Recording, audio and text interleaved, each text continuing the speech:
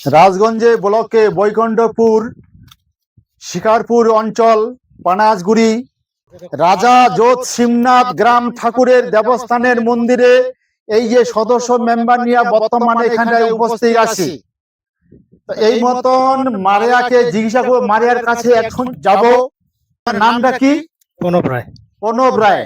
আচ্ছা, পশ্চিমবঙ্গ সরকারের কাছে কোনো এই গ্রামের দেবস্থান মন্দিরের পারপাসে কোনো সুযোগ সুবিধা ফেসিলিটি দক্ষিণা কি পাইছেন?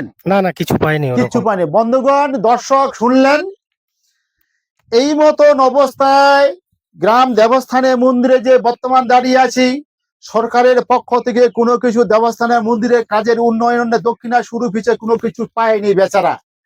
ওইভাবে পূজা পানি বেচারা করিয়ে আছে খুব কষ্ট করে। গ্রামের যে এখানটায় বাউন্ডারি চেহারা অবস্থা দেখেন কি অবস্থায় আছে। দর্শক কাছে অনুরোধ, এই মতন অবস্থায় বর্তমান পশ্চিমবঙ্গ সরকারের কাছে একটু জানিয়ে দেওয়া যাচ্ছে, যাহাতে গ্রামগঞ্জে দেব দেবতার মন্দিরগুলা বিষয় নিয়ে যাতে উন্নয়নের একটা বার্তারা দক্ষিণা শুরু হিসাবে একটা ব্যবস্থা যেন হয়।